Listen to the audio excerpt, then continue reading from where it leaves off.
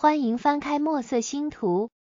在这里，我们追寻神话的轨迹，在不同文明的星空下，看见人类共有的灵魂轮廓。今天，我们将视线转向西方，走进古希腊神话中最深情也最令人心碎的一趟旅程。这不是英雄斩杀恶龙的史诗，也不是诸神争权夺利的戏码，这是一位凡人试图用音符去撼动死亡法则的故事。他叫奥菲斯，他是太阳神兼音乐之神阿波罗与缪斯女神的儿子，诸神赐予他一把里拉琴，而他拥有诸世上最不可思议的天赋。当奥菲斯拨动琴弦时，万物都会为之臣服，飞鸟会停驻在半空中聆听，森林里的猛兽会收起獠牙，温驯地趴在他的脚边，甚至连无情的岩石会为他裂开，湍急的河流也会为了不打扰他的旋律而放缓流速。但他生命中最美的旋律，从来不是为神明而作，而是为了一个凡人，他深爱的妻子水泽仙女尤利迪斯。他们的爱情如同爱琴海上的微风，纯粹而完美。然而，在命运三女神的纺线里，太过耀眼的幸福，往往是悲剧即将降临的序幕。就在他们新婚不久的一天，阳光依然灿烂，尤利迪斯与同伴们在森林的草地上漫步。为了躲避一名半神粗暴的追求，他惊慌地在林间奔跑，却没有注意到隐藏在深草中的危机。他不慎踩到了一条毒蛇，致命的毒液瞬间注入了他的血液，冰冷夺走了他年轻鲜活的生命。前一秒还是欢天喜地的新郎，下一秒却成了抱住爱妻冰冷身躯的官夫。当奥菲斯赶到时，一切都已经太迟了，他的悲痛无法用任何人间的语言来形容。他沉默了许久，终于拿起了他的里拉琴，弹奏出天地间最悲伤的挽歌。那琴音太过凄凉，不再有往日的生机。奥林帕斯山上的众神听见了，纷纷黯然落泪。森林里的树木因为感受到了这份心碎而枯萎，大地的花朵为之凋零。但再多的眼泪，再动人的音乐，也换不回死去的爱人。在无尽的绝望中，一个近乎疯狂的念头在奥菲斯心中萌芽，既然生者的世界已经没有了他，那我就去死者的国度，亲手把他带回来。他只身一人，带住那把里拉琴，走进了通往地底深渊的黑暗裂缝。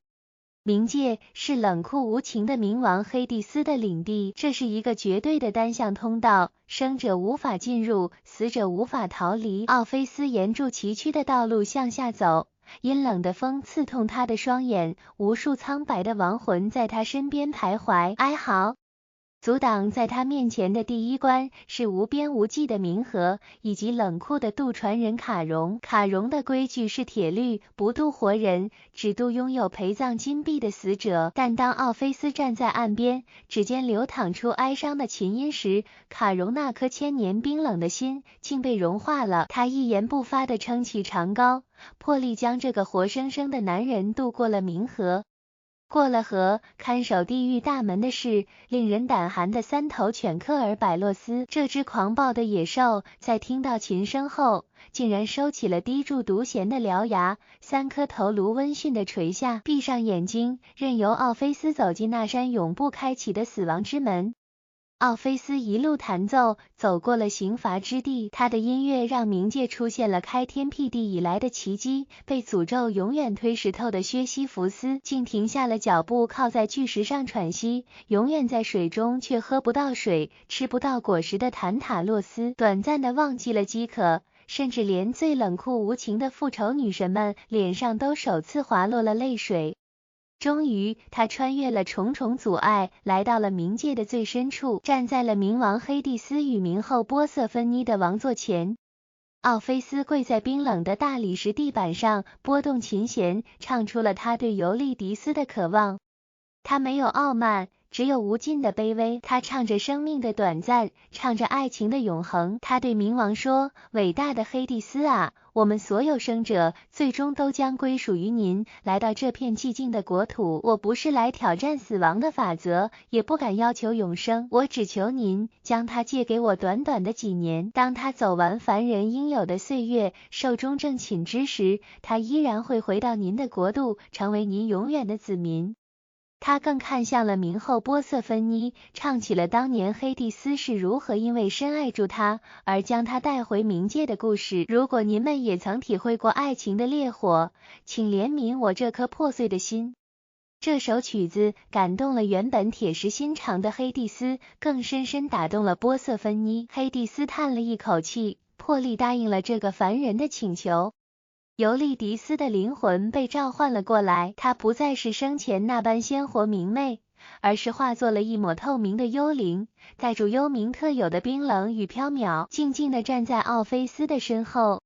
但黑帝斯给出了一个条件，一个看似简单却残酷无比的考验。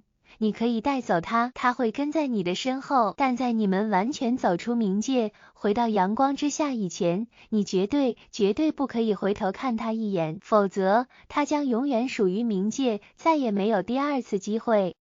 奥菲斯深深点头，强忍住转身拥抱妻子的冲动，踏上了归途。这是一段漫长、黑暗且死寂的路程。来的时候，他心中充满了决心，但回去的时候，每一个脚步都伴随住巨大的精神折磨。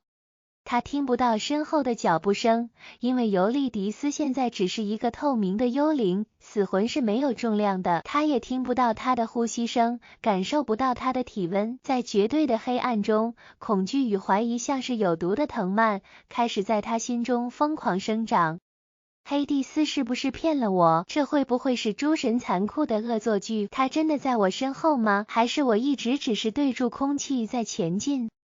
他无数次想要开口呼唤他，又怕打破了禁忌。他无数次想要回头确认，理智又死死地拉住他。这条通往人间的隧道仿佛没有尽头，奥菲斯的精神已经被折磨到了崩溃的边缘。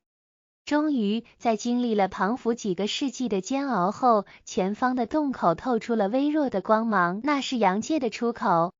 奥菲斯加快了脚步，3步并作2步地冲向光明。他一步跨出了冥界的阴影，温暖的阳光瞬间洒在了他的脸上，狂喜淹没了他。在重获新生的激动下，他忘记了一件致命的事：尤利迪斯虽然跟住他，但他步履蹒跚，还有一只脚仍踩在冥界的黑暗之中。他迫不及待的、满心欢喜的转过了头。他终于再次看见了他，但就在2人目光交汇的那一瞬间，冥界的法则如同无形的巨手，猛然将尤利迪斯向后拉扯。奥菲斯疯狂地伸出手想要抓住他，却只抓到了一缕冰冷的空气。尤利迪斯的灵魂迅速坠落，他只来得及轻轻的、无声地说出一句永别了，我的爱便如云雾般消散在无尽的黑暗深渊中。